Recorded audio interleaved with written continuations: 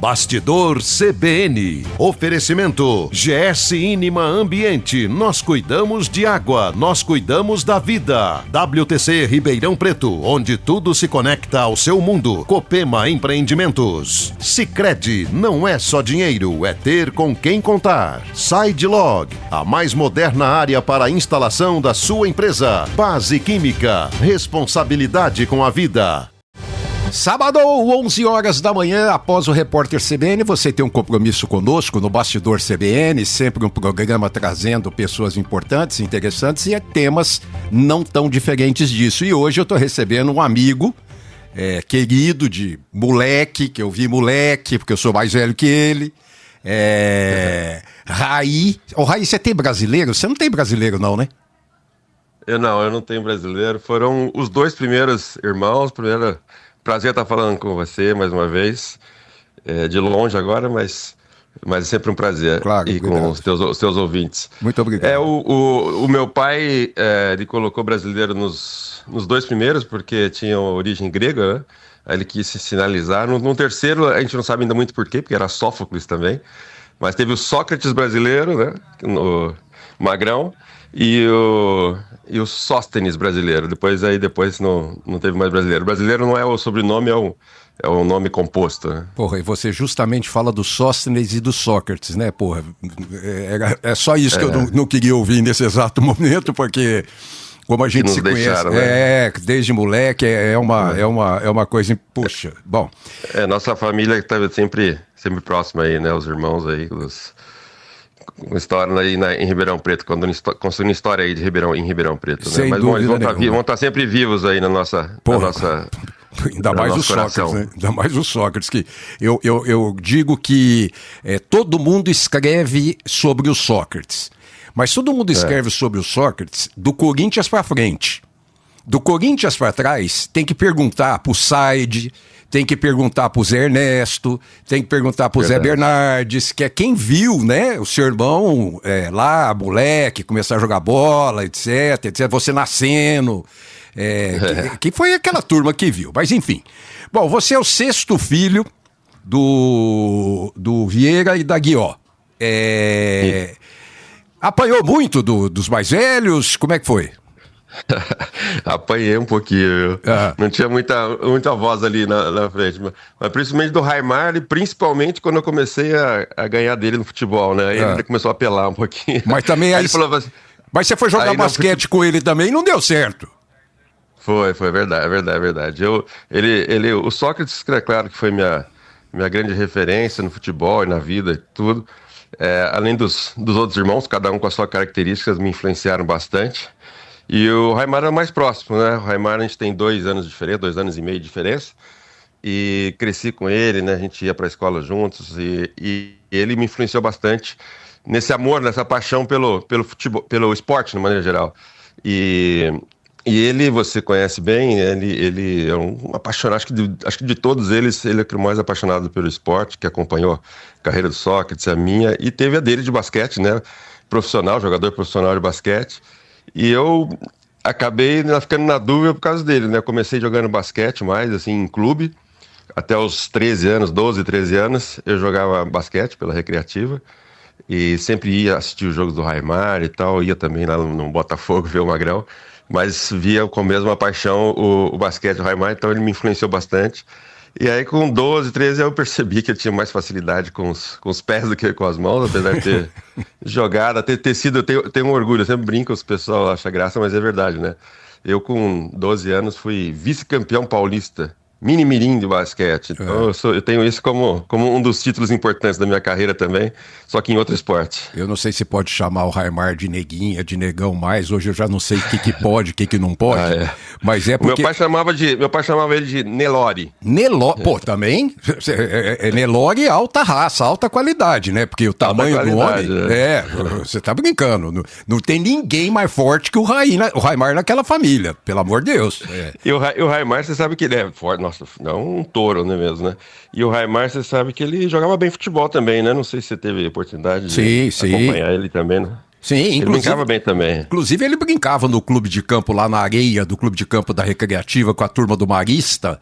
Eles tinham um time lá no Canindé que invariavelmente era campeão de todo ano daquele torneio do clube de campo da Recreativa, invariavelmente. É verdade, verdade. Ô Raí, ele tem... pai cearense, mãe paraense. Quando seu pai e a sua mãe vieram para Ribeirão Preto, o seu pai ainda não era formado em nada. E você sabe o que me admira? Me admira isso como exemplo que vocês são. E aí eu vou falar pessoalmente, por conhecer, vocês transformam... Seu pai e a sua mãe, sem formação, vieram para cá e transformaram 6 moleques em homens formados culturalmente, com educação, com projetos de vida, com modelos de convivência. É admirável o que seu pai e a sua mãe fizeram com vocês 6.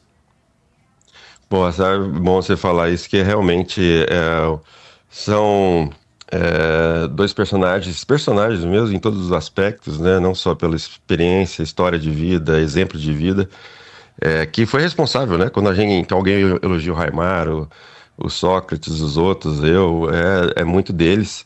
E eu sempre brinco que os 2, o casal, são os grandes personagens na família, né? Eles faleceram também, né? Minha mãe foi com 100 anos, há uns 3 anos atrás, viveu 100 anos, viveu bem, não sei como é que ela conseguiu depois de aguentar os 6 dentro de casa, mas foi até os 100. E aí a nossa casa ainda está lá, né? Você sabe que eu tenho uma grande vontade de construir um museu, contar a história deles, né? Porque todo mundo fala do Sócrates, de mim por causa do futebol, aí em Ribeirão o Raimar é super conhecido também, mas a história dos 2 que você conheceu é riquíssima, um exemplo para qualquer brasileiro, né? Um exemplo de vida para qualquer pessoa. E o meu pai, foi para Ribeirão Preto, depois dos 50 anos, com 6 filhos, ele faz vestibular. Ele tem um jornal, né? Depois que ele faleceu, tinha um jornal da lista de aprovados em São Carlos, e em Direito, que era o sonho da vida dele, um dos sonhos da vida de Direito. E aí ele fez Direito, Ciências Contábeis e Economia, 3 faculdades, com 6 filhos, trabalhando o dia inteiro para sustentar os filhos e à noite estudando. E esse foi o exemplo que a gente teve. E a minha mãe segurando as pontas, né? Dando aquela questão da moral, dos valores e do sentimental, nosso lado sentimental. Meu pai também muito rígido também com os valores. E isso aqui deu base para a família e para a gente também, né? Em tudo que a gente faz, tem essa marca deles. E esse exemplo dele, né? Depois já com uma vida feita, já no autodidata, né? Completamente autodidata, ele voltar a fazer três universidades. Estudava em São Carlos, né? A de Direito foi em São Carlos. Então ele fazia em São Carlos, trabalhava em Ribeirão Preto, cuidava dos 6 filhos. A minha mãe também conseguindo segurar as pontas e criando esses 6 filhos, e foi realmente daí que vem a dinastia, né, dos Vieira de Oliveira, como a gente diz. E como você disse, né, 6 em casa e 600 sapos, como eu, que frequentavam a sua casa, e o Vieira... Não, eles adoravam receber, né, os amigos dos filhos, os amigos deles e tal. Meu pai sempre, a minha casa sempre foi aberta, né, a receber. A gente sempre foi muito rico em contatos, em amizades, e isso também influenciou, né, toda a nossa formação, né, esse lado dele de receber, de acolher, né, de acolhimento, na verdade, e de escutar todos, de trocar ideia com todo mundo. A casa não era só de brincadeiras, mas também de sempre conversas, debates, né? E assim foi por várias gerações. E o seu pai sempre sentado naquela cadeira de varanda na sala, invariavelmente com o jornal embaixo ou na mão, e a sua mãe cozinhando e fazendo comida pra gente. Olha, eu vou falar uma coisa pra você. Bom, mas eu quero falar, já que você falou do Magrão, vamos falar do seu irmão. Onde ele te inspirou, que você realmente, quando você disse, ou se é que ele inspirou, né? Porque pode ser que não tenha inspirado em nada. Mas onde ele te inspirou que você falou, não, eu sou jogador de futebol? Olha, a decisão de ser jogador não foi necessariamente uma inspiração dele, obviamente, apesar de ter ele como referência. Mas a admiração pela arte de jogar futebol foi completamente inspirada no Sócrates. Eu com, né, 8 anos, eu 7, 8 anos, ele tem 11 anos a mais que eu, ele tinha 18, 19. Eu lembro dele começando no Botafogo de Ribeirão Preto, lá no Santa Cruz, né? Os treinamentos eram todos lá. E eu ia assistir treinamentos e via cada coisa que ele fazia. Como você falou, né? Muita gente fala da época dele de Corinthians, da época dele né, seleção brasileira, obviamente. Mas o que esse magrelo jogava não era brincadeira e ele fazia chover nos treinamentos. E ele também jogava pela medicina, né? Pelo time de medicina. Às vezes ele treinava, né? Tinha as aulas, ia treinar no Botafogo e tinha os jogos da medicina, às vezes medicina contra a engenharia, né? Tinha aquelas intermédias também, tinha muitos jogos que ele adorava. Jogos universitários de Ribeirão Preto. Exatamente. E ele também arrebentava no salão. Ele era muito bom. Eu nunca fui jogador de salão, jogava mais quadra, né? Em Ribeirão Preto tem a quadra, sempre foi aquele de usar a mureta e tal. Agora, ele jogava demais no salão. Ele combinava tudo isso. Eu tenho lembranças, assim, dos jogos dele. E isso, sem dúvida nenhuma, me inspirou muito, né? Ele combinava essa vida dele com a atividade social, vamos chamar assim. Eu vou chamar de atividade social do Magrão. Agora, você não viu, por exemplo, o Fufu, finado Fufu, subir com a bicicletinha velha dele, com o seu irmão na garupa. Que era o treinador, né? O Fufu, isso, no Amador. Ele era o treinador do Botafogo. Não, do juvenil e do Amador. Juvenil do Botafogo. Mas já no Botafogo, né? Mas ele ia pegar o seu irmão em casa e descia e subia aquela rampa da Costabile Romana com o seu irmão nas costas. Quer dizer, naquela bicicletinha magrela dele. Isso aí ninguém contou. Chovendo o Magrão atrás do Fufu. Senão ele não iria, né? Se não fosse buscar, ele não ia. Né? Dependendo da atividade social dele. Exatamente. Né? É isso que a gente quer dizer. Precisava de um apoio, né? Vamos chamar assim. Vamos precisar de um apoio, né? Agora, eu acho interessante que vocês dois foram para a seleção brasileira ainda jogando no Botafogo. O Sócrates não, você já sabia? Uai, mas aquele jogo com o Chile... Sócrates, ele entrou na lista dos 50 para ir para a Copa do Mundo de 78, jogando no Botafogo. Sim. Mas ele ainda estava fazendo medicina, e acho que por isso ele não foi convocado direto. Quem foi convocado... Foi o Zé Mário. O Zé Mário, e direto do Botafogo. Mas o Magrão estava nas listas, estava sempre nas listas. Acho que ele não tinha, com certeza. Né? Minha memória falhou, então. Não foi só porque ainda estava fazendo medicina, então ele não era um atleta, digamos assim, ele não treinava todos os dias, né? Você conhecia. Então ele, ia para a faculdade de medicina, estudava, depois a vida social dele intensa.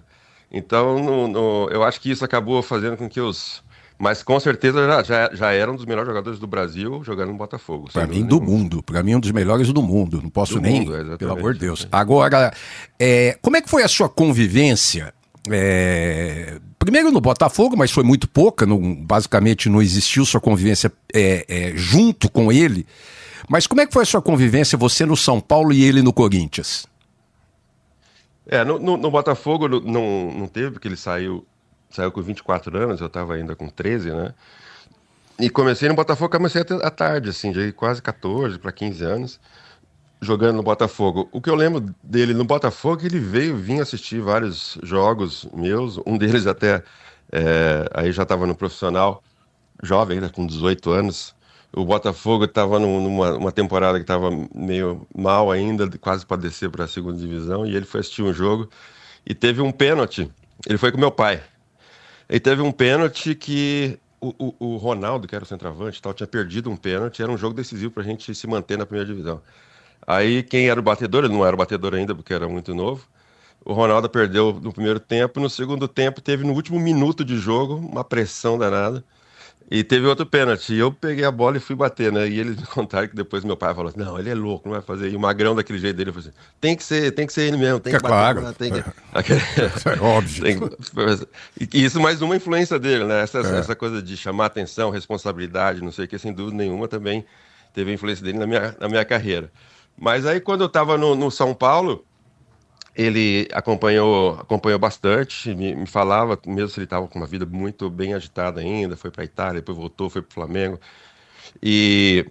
Mas ele sempre me dava, a gente sempre trocava umas ideias, ele lembra, pô, ele me chamava de Pivete, né? Não, Pivete, cara, eu vou falar disso daqui a pouco, peraí. Aí ele falava, pô, quando o jogo não tá bom pra você, você tem que ir lá na defesa, pegar a bola, não sei o quê, chamar a responsabilidade pra você, você tem que participar, eu sou assim também, você tem que estar participando do jogo.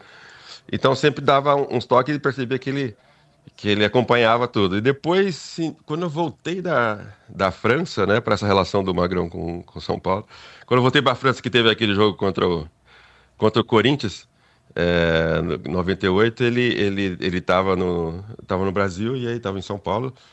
Não sei se ele estava morando em Ribeirão Preto ou em São Paulo. E ele foi no jogo, depois veio na festa, ficou super feliz. Mas ele falava, não, tem aquela coisa, será que o Raí joga, não joga, voltando para essa irmã na semana e tal. E ele falava, mais uma vez, ele falava, não, tem que jogar, você tem que jogar, não sei o quê, e acabou que o São Paulo ganhou em cima do Corinthians dele. Jogar e bater pênalti, pênalti, ele ficou né? feliz pelo irmão, né? Mas ele, claro que quando eu estava começando no São Paulo, ele estava com a vida ainda bem agitada, assim, não teve tempo de acompanhar, Claro. acompanhava de longe, mas sempre que ele podia, ele dava um toque, acompanhava e participava até das festas. Bom, eu vou chamar um intervalo rapidinho, daqui a pouquinho a gente tá de volta com o craque Raí. Até já! Bastidor CBN. Oferecimento GS Inima Ambiente. Nós cuidamos de água, nós cuidamos da vida. WTC Ribeirão Preto, onde tudo se conecta ao seu mundo. Copema Empreendimentos. Sicredi, não é só dinheiro, é ter com quem contar. SideLog, a mais moderna área para a instalação da sua empresa. Base Química, responsabilidade com a vida. Bastidor CBN. Apresentação: Edmo Bernardes. Estamos de volta com o segundo bloco do Bastidor CBN deste sábado, recebendo esse craque Raí. O Raí, craque, eu ia falar de Banana, Pentelho, Magrão, Neguinha, e o Pivete? Aqui que tem o Pivete. Uai, fala dele. Os apelidos? Uai. Pivete, ele sempre me chamava de Pivete. E na época ainda tinha aquele filme Pichote, né? Tinha um Pichote. Mas era um apelido carinhoso. Ele sempre gostou, né? Sempre meteu apelido em todo mundo. Não sei se ele colocou em você também. No seu irmão, com certeza, deve ter colocado. Mas ele chamava de forma carinhosa, né? O Pivete da família. Eu tive que buscar muita cerveja pra ele, né? Eu pequeno ainda. Vai lá, Pivete, faz parte. Quem mandou ser pequeno? Quem mandou ser menor? E eu lembro que com 12, 13 anos, assim, 11, né, mesmo, assim, eu ficava do lado, assim, só olhando ele, assim, observando, admirando ele, assim, né, o jeito como ídolo de futebol e também tudo que ele falava, né, o cara inteligentíssimo, né, e aí, quando ele chegava em casa, quando ele estava já no auge e tal, ou ainda talvez antes na Copa do Mundo, ou mesmo depois, ele voltava em casa assim, eu ficava até meio tímido, assim, pô, cara, além do meu irmão, ou mais do meu irmão do que irmão, ele é o meu ídolo e tal. Claro. E aí ele, pra quebrar essa coisa que ele viu que eu tava meio assim, ele falou, Pivete, não sei o que e tal, aí vem pra cá, não sei o que, dá um abraço, não sei o que, aí ele quebrava essa timidez minha no começo com eles. Eu tenho uma coisa que me incomoda e eu vou te contar isso porque poucas pessoas sabem. 1994. Você titular absoluto daquela seleção, bateu pênalti, fez gol, era o capitão da equipe e pra mim, capitão no começo, ele vai até o fim. Isso é no vôlei, isso é no basquete. Se o capitão tiver no banco, vai ter um dentro da quadra, porque é obrigado a ter um dentro da quadra, ou dentro do campo, ou dentro de qualquer lugar. Mas pra mim, capitão é um só. Sou eu que tô te falando isso. E quando tiraram aquela abraçadeira de capitão e o Dunga levantou aquele troféu, cara, você não sabe uma coisa que me incomodou tanto na vida, eu tô revelando isso 30 anos depois. Sabe que isso que ele... aquele time, né, todo, né, que eu fui capitão desde os 91 até 94. Acho que foi importante, que eu tenho certeza que foi muito importante na formação de todo aquele time. Era uma reformulação que estava tendo e tal, foi um trabalho super bem feito. E na Copa do Mundo, apesar de quando foram 93, final de 93, depois da eliminatória, eu fui para França, vim para França. E aí eu tinha tido 3 anos sem férias e tal, tal. Então o pessoal tava meio desconfiado e tal, como é que será que tá o Raí, como é que ele tá na França, não sei o que e tal.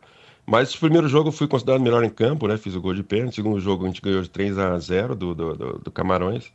E no quarto foi com a Suécia, foi um jogo mais ou menos e tal, mas tava aquela coisa da opinião pública, não sei o que, e acabei saindo.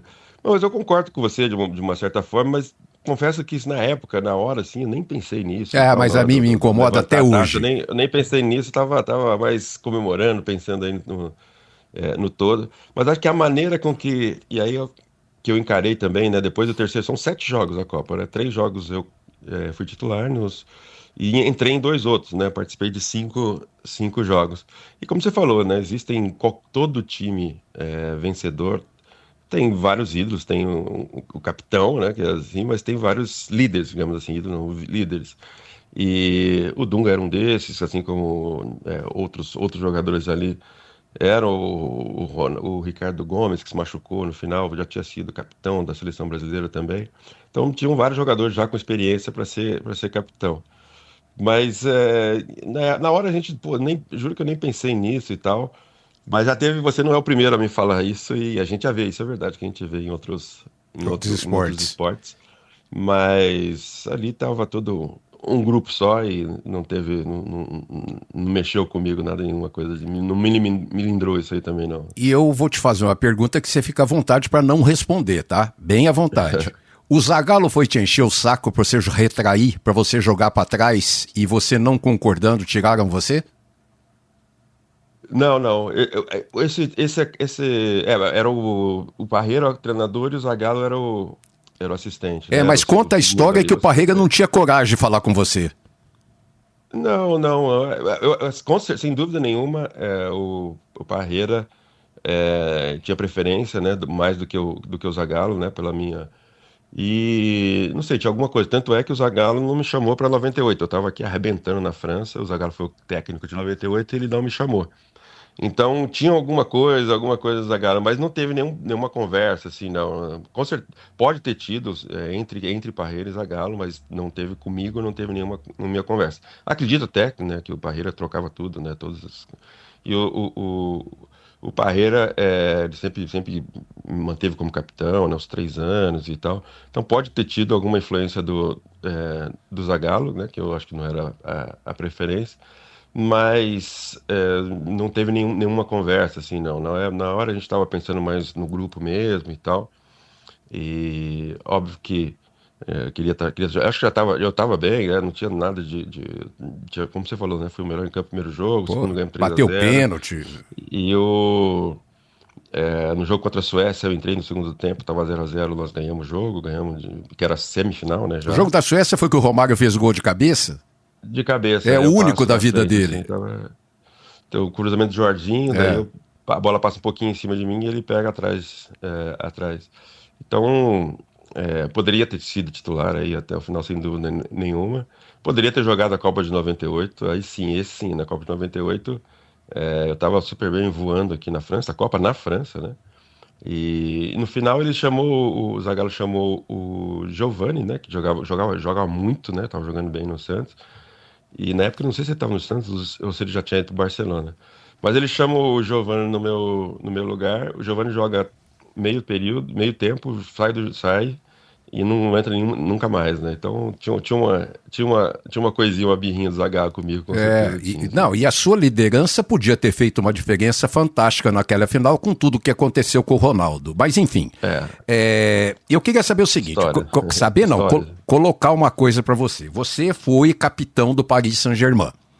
Você não foi o primeiro brasileiro capitão de um time europeu, porque eu acho que o primeiro foi o Bordon, seu amigo. Se não me engano, na Alemanha, o Bordon foi capitão antes de você. O Bordon foi depois de mim. Foi depois de você? Foi depois de mim. As pessoas não têm noção da importância de ser um capitão de um time europeu, um sul-americano, um latino, um brasileiro, ser capitão de um time na Europa. Não, é verdade. Eu acho que a história que eu construí aqui é uma coisa raríssima e que eu tenho muito, muito orgulho, porque é capitão mesmo, representar o time, tem ganhar o respeito de todo mundo, tinha música no estádio para mim, e até hoje, sabia, né? Isso acho que o mais impressionante é que hoje, quando eu saio na rua, quando eu vou a Paris e saio na rua, as pessoas não me chamam de Raí ou Rai, como eles me chamam lá, eles me chamam de capitão, capitão. E isso mostra o respeito, e é verdade isso, muito, muito orgulho, porque eu lembro que teve assim, do meu, essa identificação, né, existiu, só que eu não lembro se ele era capitão, mas talvez não era capitão, acho que ele não era capitão, que era o Falcão, que era o chamado Rei de Roma, lembra? O Falcão foi o Rei de Roma, o Magrão ficou pouco na Fiorentina, o Zico teve uma passagem de ídolo também, na Udinese, mas é ídolo até hoje. Mas acho que essa coisa do capitão, de ser o capitão e ser considerado o patrão. Eu lembro que tinha um dirigente do Paris Saint-Germain que depois da segunda temporada, na terceira, até o final, né? Fiquei 5 temporadas. Acabava o jogo, ele vinha no vestiário e falava, ele olhava para mim, ele não cumprimentava, ele não me chamava nem capitão, ele falava assim, patrão. Fala patrão, né? Ele era o patrão. Então, eu acho que teve uma questão esportiva, né? Que marcou a história do clube aqui nos anos 90, mas teve tão potente, tão forte, foi essa liderança também, né? Daquele grupo, e o que representava, né? E Paris Paris Saint-Germain é o time da capital da França, então acaba sendo uma pessoa importante no futebol francês, de uma maneira geral, na história do futebol francês. Né? Sem dúvida. Nós chegamos ao final desse Bastidor CBN. Eu quero demais agradecer a gentileza do Raí de dedicar esse seu tempo conosco e poder trazer aí para a população da região de Ribeirão Preto, da sua terrinha, Ribeirão Preto, um pouco da sua vida, um pouco da sua história, que todo mundo tem saudade de você, Raí. Muito obrigado, viu? Que é isso, um grande abraço a todos aí e espero até breve que o próximo encontro nosso seja em Ribeirão Preto. Pessoal, sábado que vem estaremos de volta com mais um Bastidor CBN, às 11 horas da manhã. Até lá! Bastidor CBN. Oferecimento GS Inima Ambiente. Nós cuidamos de água, nós cuidamos da vida. WTC Ribeirão Preto, onde tudo se conecta ao seu mundo. Copema Empreendimentos. Sicredi, não é só dinheiro, é ter com quem contar. Sidelog, a mais moderna área para a instalação da sua empresa. Base Química, responsabilidade com a vida.